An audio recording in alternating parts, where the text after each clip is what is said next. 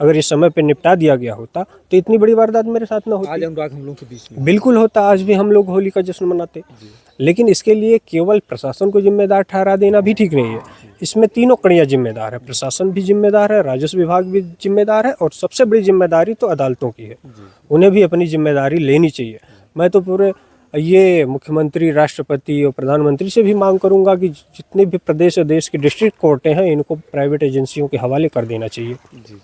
उसके बाद हमने अनुराग को कहा कि भैया भाग जो, नहीं मार देगा। वो थोड़ा बैक हुआ, जैसे ही बैक हुआ वो बाउंड्री क्रॉस करके मुझको दौड़ाया। अच्छा अच्छा। हम उसको दौड़ा के वहाँ तक वो ईंट की तरफ ले गया। अच्छा, आप जी जान से भाग रहे हैं? हम उस तरफ भागे और उसके बाद अनुराग भी वहाँ से तुरंत रिटर्न आ गया इस जगह, ये घटना स्थल है। यहाँ पर वो देखने के लिए यहाँ से देखा कि नहीं मार तो नहीं देगा, लेकिन तब तक उसके परिवार जो सदस्य है उसको यहाँ से सीधा कवर कर लेते हैं। अच्छा, वो मतलब रिटर्न इसलिए आता है कि कहीं आपको मार ना दिए हो, इसलिए वो देखने के लिए। और उसके बाद होता क्या है कि ये लोग जैसे उसको कवर करते हैं तो उसका मूवमेंट इन लोगों की तरफ हो जाता है। अब वो उधर मुझको पाता नहीं और वो आता है उधर से तेजी से दौड़ते हुए पीछे से मारता है। अच्छा, लोग पीछे। दोस्तों नमस्कार, आज हमारी मौजूदगी फिर उसी ग्राम सभा में है जिस घटना को लेकर के पूरे देश में, पूरे विश्व में एक लोगों में गुस्सा है, एक क्रोध है, एक देखा जाए तो एक दर्द भी है। क्योंकि ये घटना जब घटती है ठीक जो है दीपावली के एक दिन पहले जो है अनुराग नाम का जो बच्चा ताइक्वांडो खिलाड़ी था, उस बच्चे के गर्दन को जो है अपराधियों द्वारा तलवार से उसी तरीके से काट दिया जाता है जिस तरीके से अब तक आप लोग सीरियल में, रामायण में, महाभारत में देखते होंगे चक्र सुदर्शन से या तलवार से गला काटते थे। आज के ज़माने में, आधुनिक ज़माने में लोग गोली का या जो कुछ भी था प्रयोग करते थे, लेकिन जिस तरीके से तलवार का यहाँ पर इस्तेमाल किया गया है, हम उसी धरती पर हैं, उसी जगह पर हैं जहाँ पर अनुराग के गले को जो है उतारा गया है, अपराधियों के द्वारा मारा गया है। ये आप धरती देख सकते हैं। आज दिखाने का मकसद ये है क्योंकि ये घटना 4 महीने से प्लस हुई है, लेकिन अभी भी इस परिवार को न्याय नहीं मिला है। हम लोग इसलिए आए हैं यहाँ पर क्योंकि होली का त्यौहार जो है आपके सामने है। पूरी दुनिया होली मनाएगी और यहाँ पर खूनों की होली खेली गई थी 4 महीना पहले। यहाँ पर धरती देखिए, अभी भी जो है ये धरती जो है चीख चीख करके पुकार रही है। अनुराग का जो खून है, अनुराग का जो ब्लड है, वो पुकार रहा है अपने न्याय के लिए। ये जगह वही है जी, ये वही जगह है, यहाँ पे इसको गला काटा गया था। ईटा जो है अभी भी एकदम यहाँ अभी ब्लैक है, वो ब्लड के निशान आज भी मौजूद है। यहाँ इस जगह जो है उसका गला 30 अक्टूबर को काट दिया गया था। जैसे इस 4 महीने के बीच में तमाम लोग इससे आते हैं जाते हैं, गाड़ियाँ भी आती जाती हैं, शीत बरसात जो कुछ भी हुआ, लेकिन फिर भी ये ब्लड जो है यहाँ से पूरी तरीके से मिटा नहीं। आते आते मतलब होली का त्यौहार आ गया। बिल्कुल, होली का त्यौहार भी आ गया। उस समय घटना के जस्ट एक दिन बाद जो दिवाली थी, दिवाली से एक दिन पहले घटना हुई, तब से आज तक भी यहाँ निशान है जो बयां कर रहे हैं कि यहाँ कितनी विभत्स घटना किस तरह से निर्मम तरीके से जो है मेरे चचेरे भाई की हत्या की गई है। तो जग जाहिर है, सभी लोग जान रहे हैं, लेकिन शासन प्रशासन का जो ढुलमुल रवैया है उसी का नतीजा है कि आज इतना लंबा समय व्यतीत हो गया फिर भी कोई न्यायिक कार्रवाई जो है वो ठीक तरीके से संपन्न नहीं हुई, ना होने की कोई उम्मीद है। जैसे लोगों को लगता है कि नहीं बुलडोजर एक्शन होगा, इनकाउंटर होगा, ये सब चीज़ें तो अब कहीं ना कहीं गौण साबित हो रही हैं। मतलब कहते हैं कि जितना ही घाव पुराना उतना ही, मतलब जैसे मामले से लग रहा है कि ठंडा धीरे धीरे पड़ रहा है कि वो तो प्रशासन जो है अपना मामला ठंडा करना चाह रही है। कहीं ना कहीं प्रशासन को ये है कि भाई हमारी सीट बचे, हमारी जो है कलम बचती रहे, अपने आप को बचाने की कोशिश प्रशासन के जो भी अधिकारी कर्मचारी हैं वो कर रहे हैं। तो इससे ये सोचेंगे कि बहुत करेंगे, मामला ठंडा कर लेंगे, लेकिन मामला ठंडा नहीं होने वाला है। वो अभी कहीं ना कहीं वो गफलत में है या मुगालते में जी रहे हैं लोग। लेकिन मैं उन लोगों को बता देना चाहता हूँ कि अगर ये अवैध मकान नहीं गिरा तो इसका परिणाम भयावह होगा। जैसा कि मैं पहले भी प्रार्थना पत्र जरिए शासन प्रशासन को अवगत कराता रहा, लेकिन किसी ने भी सुना नहीं, इस तरह की कार्रवाई हुई। तो आज भी वही जो हीला हवाली है, वही ढुलमुल रवैया प्रशासन का चल रहा है। तो इससे स्पष्ट है कि प्रशासन की भी उन आरोपियों से मिली भगत है, या शायद हमें लगता है कि प्रशासन भी उन हत्यारोपियों से खौफ खा रहा है। ये मामला भी प्रकाश में आया था कि जो से आप ये जो धरती देख रहे हैं, प्रशासन के लोग भी इस मामले को, जब दोनों पक्ष जाता है, वाद विवाद होता है, प्रशासन भी कहता है कि वो धरती ही खून मांग रही है। देखिए, उसका कारण ऐसा नहीं है, ये यहाँ से शुरू नहीं होता, ये शुरू होता है राजनीतिक जो नेता है। आज आप देखेंगे तो पूरे भारत में आप देखेंगे तो तमाम कुकुर मुत्ते की तरह उगाए हैं नेता। ये लोग तरह तरह की राजनीतिक और धार्मिक जातिवादी बयानबाजी करते हैं, जिसका असर जो है प्रशासन पर भी पड़ता है, स्थानीय लोगों पर भी पड़ता है। इस तरह से सिचुएशन पैदा होती है। इसी वजह से जो अधिकारीगण हैं, कर्मचारीगण हैं, वो भी जाति विशेष को टारगेट करके बयानबाजी वगैरह करते हैं। तो इस तरह का उस समय बयान था, जो भी था बयान, और उसका परिणाम है ये। जब घटना होती उस समय भी आप यहाँ पर थे? नहीं, घटना तो कहीं ना कहीं जो टारगेट था तो मैं ही था मुख्य टारगेट उन लोगों के लिए, क्योंकि वो जो लालता का पूरा परिवार है वो राक्षसी प्रवृत्ति के लोग हैं। कहीं ना कहीं उनका रहन सहन जो भी है झारखंड में रहा है, वहाँ नक्सलियों से उनका संबंध रहा है। इस वजह से कहीं कोई राक्षसी जैसी प्रवृत्ति बन गई, वो इतने हिंसक हो गए थे कि उनको लगता है कि इस दुनिया में केवल हम ही रह पाएंगे, हम ही लोग रहने लायक है, बाकी और कोई रहने लायक नहीं। उनका निशाना आप ही थे, आपका ही गला उतारना तो चाहते उसका वजह ये थी कि जैसे वो इतना दुष्ट प्रवृत्ति का व्यक्ति है कि वो जितने पास पड़ोसी हैं, आप पूरे गांव में या क्षेत्र में जहां भी पता कर लीजिए, सभी पे वो फर्जी मुकदमे कर रखा है। यहाँ से ही नहीं, वो झारखंड से भी फर्जी मुकदमा कर रखा है। तरह तरह से परेशान करता था सबको और सबकी ज़मीन पे कब्जा करता था, और ख़ुद तमाम सरकारी ज़मीनों पे भी कब्जा कर रखा है। वर्तमान में देखिए डिमोलिशन की जो कार्रवाई है, वो बंजर भूमि पर पाया गया मकान। दूसरी तरफ था कि वो एक विद्यालय की ज़मीन है, जनता जनार्दन उच्चतर माध्यमिक विद्यालय, उस पर भी कब्जा कर रखा था कई सालों से। जो चकमार्ग वगैरह है उस पर भी कब्जा कर रखा है।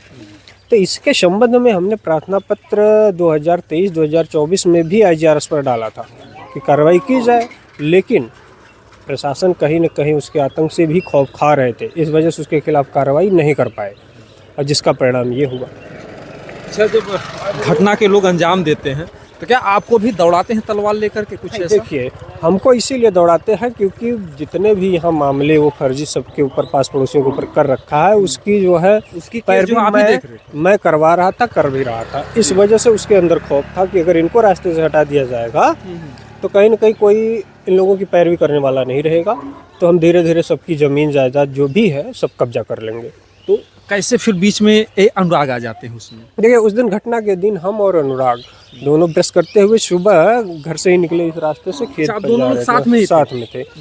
और वो जो है रास्ते में पड़ा ईंट, अनुराग थोड़ा सा ठोकर की वजह से वो हटा रहा था। अच्छा, जो ईंट पड़े हैं तो रास्ते में ईंट पड़े थे, और उसी बात पर जो है वो रमेश वो घर में बैठा, वो देखा, उसके बाद मना किया। तो हमने इसको भी मना कर दिया कि भाई जाने दो, मत हटाओ, फालतू का भी विवाद करेगा। रमेश बोलता है, हाँ, तो हमने इसको मना भी कर दिया, हम कह जाने दो। इतना वो कह करके सीधे भागता है अपने पीछे वाले घर में, जो पुराना घर है, जो पुश्तैनी घर उसका, उसमें भाग के जाता है। वहाँ से जो है अपने पूरे परिवार को बुलाता है, खुद हाथ में तलवार लेकर के आता है। बाकी परिवार के जो भी सदस्य हैं वो लोग चल कर आते हैं या दौड़ कर आता है, और सभी के हाथ में धारदार हथियार, तलवार, असलहे वगैरह से सब लैस रहते हैं उस समय। ईटा तो एक बहाना वहाँ पर हो जाता है, तुरंत इतनी बड़ी घटना को अंजाम देना।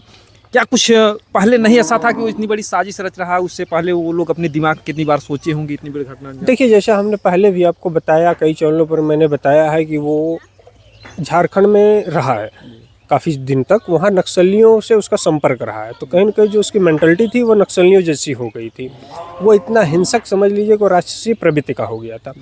और यहाँ आने के बाद इतना अंदाज़ा किसी को नहीं था कि इस तरह के तमाम वेपन्स वगैरह वो इकट्ठा करेगा और जो है किसी के ऊपर इस तरह की साजिश एक योजना के तहत जो है घटना को अंजाम देगा। पहली आवाज़ वहाँ से रमेश क्या देता है जब अनुराग हटाते हैं? पहले केवल वो मना करता है कि ईंट मत हटा, तो हम भी मना कर देते हैं। रमेश फिर उतने कह करके नाम लेकर के बोलता है कि अनुराग ईंट मत हटा, नहीं, वो कहता है ईंट मत हटा, इतने कह के उसके बाद अनुराग कुछ देता है? नहीं, कोई नहीं देता। हम उसको अनुराग को मना कर देते हैं कि ईंट वगैरह मत हटाओ, हट जाता है वो। अच्छा। उसके बाद वो सीधा भागता है अपने पीछे वाले घर में, सभी को बुला के लाता है, तलवार हाथ में लिए दौड़ते हुए आता है। अच्छा, वहाँ से दौड़ते हुए आता है? वहाँ से दौड़ते हुए आता है। बाकी जो उसके परिवार के सदस्य वो चल कर आते हैं।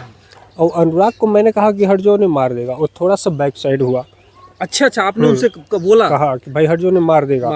लेकिन और इतना कि आप देखिए, इतना अंदाजा नहीं था कि वो इस तरह की घटना को अंजाम देगा। जी। लेकिन हम लोगों को लगा कि ये बाउंड्री वाल है, इसके अंदर ही रुकेगा, लेकिन ऐसा नहीं हुआ। वो बाउंड्री वाल जैसे क्रॉस किया वैसे थोड़ा संदेह था कि जो बाउंड्री यहाँ तक आएगा डरवा के रुक जाएगा। वही एक संदेह था कि भाई आएगा, थोड़ा सा डराएगा, धमकाएगा, या कुछ बात कहानी होगी, जबकि ऐसा कुछ हुआ नहीं था। उसके बाद हमने अनुराग को कहा कि भैया भाग जो, नहीं मार देगा। वो थोड़ा बैक हुआ, जैसे ही बैक हुआ वो बाउंड्री क्रॉस करके मुझको दौड़ाया। अच्छा। हम उसको दौड़ा के कहाँ तक, वो ईंट की तरफ ले गया। अच्छा, आप जी जान से भाग रहे हैं? हम उस तरफ भागे, और उसके बाद अनुराग भी वहाँ से तुरंत रिटर्न आ गया इस जगह। ये घटना स्थल है, यहाँ पर वो यहाँ पर। देखने के लिए यहाँ से देखा कि नहीं मार तो नहीं देगा, लेकिन तब तक उसके परिवार के जो सदस्य हैं उसको यहाँ से सीधा कवर कर लेते हैं। अच्छा, वो मतलब रिटर्न इसलिए आता है कि कहीं आपको मार ना दिए हो, इसलिए वो वो आता देखने के लिए। और उसके बाद होता क्या है कि ये लोग जैसे उसको कवर करते हैं तो उसका मूवमेंट इन लोगों की तरफ हो जाता है। अब वो उधर मुझको पाता नहीं और वो आता है उधर से तेजी से दौड़ते हुए पीछे से मारता है। अच्छा, ये लोग पीछे से तलवार से मारते हैं। पीछे से वो रमेश तलवार से मारता है। बाकी ये जितने भी उसके और सदस्य थे 4 लोग, वो सब लोग इसको कवर किए हुए थे कि भागने ना पाए। उसके बाद मार के सभी लोग फरार हो जाते हैं। अच्छा, तलवार से मारते हैं फिर तुरंत भाग जाते हैं। तुरंत सब भाग जाते हैं। आप समझिए, जब भी यहाँ से आप गुजरते होंगे इस रास्ते से रात में या दिन में, तो उस समय क्या यहाँ पर लगता है आपको, ये धरती क्या कह रही है? देखिए यहाँ की जो सिचुएशन है तो कहीं न कहीं अभी प्रशासन भी अंधकार में है, अंधेरे में जी रहा है। उनको अभी इस तरह का आभास नहीं है कि जैसा मैं पहले भी घटना के संबंध में अवगत कराता रहा कि इस तरह की कंडीशन बनी हुई है, कभी भी हमारे साथ अप्रिय घटनाएं हो सकती है। इस सब बात का उल्लेख करके मैंने प्रार्थना पत्र में दिया भी था कि जितने भी अवैध कब्जे वो किया था उसके संबंध में भी शासन प्रशासन को अवगत कराया था, लेकिन शासन प्रशासन ने कभी गंभीरता से नहीं लिया। तो उसके संबंध में इतनी बड़ी घटना हो गई, फिर भी आज भी शिथिलता बरती जा रही है। तो प्रशासन भी कहीं न कहीं इस तरह से ढुलमुल रवैये पे चल रहा है कि कहीं उनको भी उम्मीदें हैं कि कोई बड़ी वारदात फिर हो। जैसा कि आप बता रहे हैं कि निशाना हम ही थे, जब राजेश दरोगा को जो है बेल मिलती है तो उसके बाद फिर आपको क्या लगता है? आपको कुछ भय व्याप्त होता है, क्योंकि कहीं न कहीं से पहले आप निशाना थे, फिर आपको इस समय क्या माहौल है, किस तरीके से आप चलते हैं रात बिराते दिन? देखिए हम लोग जो पहले की सिचुएशन थी उससे तो डरे सहमे मेरा पूरा परिवार था, लेकिन आज की जो स्थिति है प्रशासन का ढुलमुल रवैया की वजह से हम लोग अपने आप को स्ट्रांग कर रहे हैं, हर हाल में मजबूत कर रहे हैं। इसलिए क्योंकि किसी पे भरोसा, किसी पे उम्मीद नहीं है। न शासन प्रशासन कुछ करने वाला है, ना ही कोई नेता मंत्री कुछ करने वाला है, ना कुछ अदालतें कर पाएंगी, क्योंकि सब अपने दायरे में बंधे हुए हैं। जो नियम कानून है उसके अनुसार बंधे हुए। इसलिए हम अपने आप को इस तरह से स्ट्रांग करके चल रहे हैं कि निकट भविष्य में कोई भी अगर इस तरह की स्थिति पैदा होती है तो उससे अच्छी तरह से निपटा जाएगा। ये हमारे बीच में थे वकील साहब, जो कि कहीं ना कहीं से इस मामले को शुरू से आखिरी तक जानते थे और इनके सामने ही घटना घटती है। और कहीं न कहीं से अगर जो इतने जो है सारे मामलों को देखता हो, अगर ऐसे लोग कहते हैं खुद को स्ट्रांग बनना है, तो कहीं न कहीं हमारे देश की जनता के लिए एक बहुत बड़ा संदेश जा रहा है कि जो फिल्म बनी थी एक अंधा कानून, तो लोग मजबूर हो जाते हैं, लोग मुंह से निकल ही जाता है कि यार अपने देश का कानून अंधा है। देखिए अपने देश का कानून अंधा तो अंधा था ही, लेकिन मैं कहूँगा ये कानून बेहद घटिया कानून है अपने देश का। शायद जिस समय ये कानून वगैरह सब बने थे वो अंग्रेज़ों की देन है, अंग्रेज़ों द्वारा बनाया गया कानून है। ये आज भी उसी को भारत फॉलो कर रहा है। तो कहीं न कहीं मैं मानता हूँ कि भारत आज भी कानूनी रूप से गुलाम है। ये केवल नहीं कि आज सरकार को भी एहसास है कि वक्त की मांग है आज कि कानून में बदलाव होने चाहिए, लेकिन सरकार ने क्या किया, केवल आईपीसी सीआरपीसी को नाम बदल दिया है। आईपीसी बीएनएस कर दिया, सीआरपीसी को बीएनएसएस कर दिया। तो इससे कोई न्याय का पैमाना बदलने वाला नहीं है। इसीलिए सरकार को भी अच्छी तरह पता है कि नाम बदलने से कुछ होने वाला नहीं है। सरकार अच्छी तरह से जानती रही है, इस वजह से उन्होंने नियम कानून से हट करके उन्होंने अपराधियों को कमर तोड़ने के लिए इनकाउंटर एंड बुलडोजर एक्शन जैसे हथकंडे अपनाए। जी, आपने देखा होगा कि इस घटना को 4 महीने हो जाते हैं, अनुराग को न्याय नहीं मिलता, फिर उधर राजेश यादव का भी लोग गला काट देते हैं इसी आपके जौनपुर जिले में। बिल्कुल। तो ऐसे में जैसे आप कह रहे हैं कि हम लोग अपने आप को स्ट्रांग मजबूत कर रहे हैं, फिर बाकी और जो जनता है, जो जौनपुर के हैं या पूरे भारत के लोग हैं, उन लोगों को क्या करना चाहिए? क्योंकि कहीं न कहीं से देखा जाए तो पूरी जनता का विश्वास ही उठ गया है कानून से। हर व्यक्ति अपने आप को अगर सुरक्षित रखना चाहे तो क्या करे उसके लिए? देखिए अगर अपने आप को सुरक्षित रखना है तो खुद स्ट्रांग बनना होगा, क्योंकि जिस तरह से कानून है भारत का, वो मैंने पहले भी बताया कि कहीं न कहीं अंग्रेज़ों के द्वारा बनाया गया कानून है जिसकी भारत आज गुलामी कर रहा है।